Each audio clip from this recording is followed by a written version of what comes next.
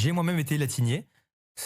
Me voilà embarqué dans mon histoire, donc j'apprends toutes les déclinaisons, rosa, dominus, kiwis, et j'en passe. Et je vous fais une énorme ellipse, on se retrouve en 3e. Je fais toujours du latin, et au fur et à mesure de ces années, entre la 6e et la 3e, la classe s'est vidée. Nous étions 30, et nous sommes 15. La moitié des élèves est partie. Phénomène qui semble d'ailleurs très récurrent, puisque le prof nous dit « Oh mais vous êtes encore 15, ça me fait plaisir hein !» Ce prof, excellent prof, on s'entendait vraiment bien, et on y vient justement, on passe en seconde, et au passage du lycée, on nous fait comprendre que si on veut arrêter le latin, c'est le meilleur moment. Il y a une petite anecdote derrière tout ça, c'est que la classe a diminué par 2 et sur cette classe de 15, on n'était plus que 2 garçons, Jean et moi. Et Jean et moi, on était très potes, on était tout le temps assis l'un à côté de l'autre et on rigolait pas mal avec le prof, je pense qu'il nous aimait bien. Quand on arrive en seconde, on discute avec Jean et tout et on se dit frère, le latin, vas-y. Et en fait, des fois, l'emploi du temps, il était trop mal foutu. Les autres, ils finissaient à 15h30, nous on se tapait 1 heure de permanence en plus et après 1 heure de latin et on finissait à 18h au lieu de 15h40 à cause de latin qui est une matière bonus. Flemme de fou. Donc on va voir le prof et on lui dit monsieur, écoutez, je pense qu'on va arrêter le latin. Et le prof, il nous dit les